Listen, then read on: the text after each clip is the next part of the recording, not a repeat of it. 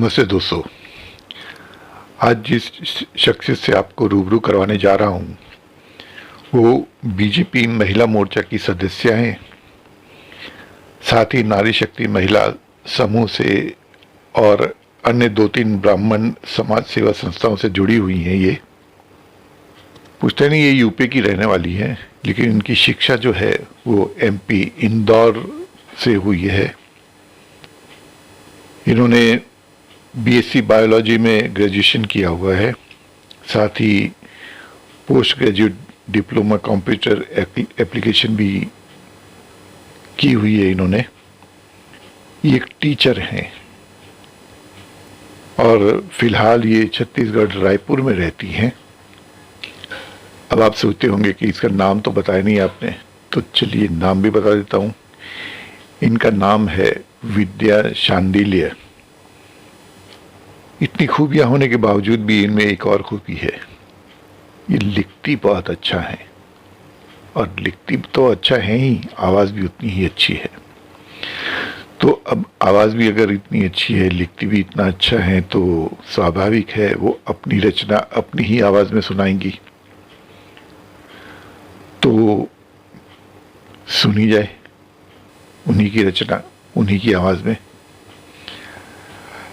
आमंत्रित करते हैं विद्या जी को। आइए विद्या जी, धन्यवाद आपका। आज देर शाम जब घर वापस लौटी तो देखा एक खत फंसा हुआ है दरवाजे पर, जो शायद मेरी प्रतीक्षा कर रहा था।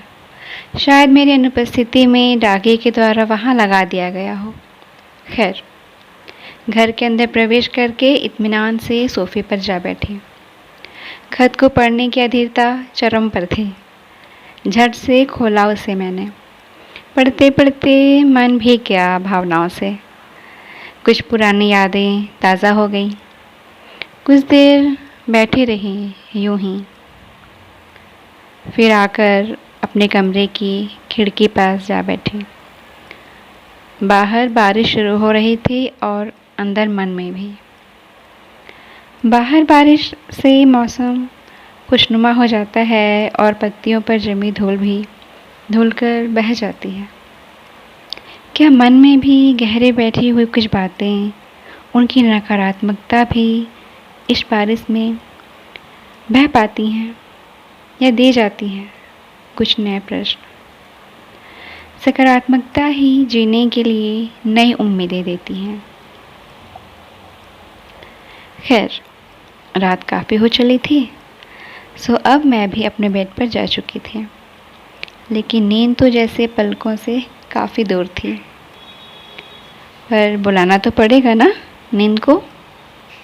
सुबह जल्दी उठना भी तो है।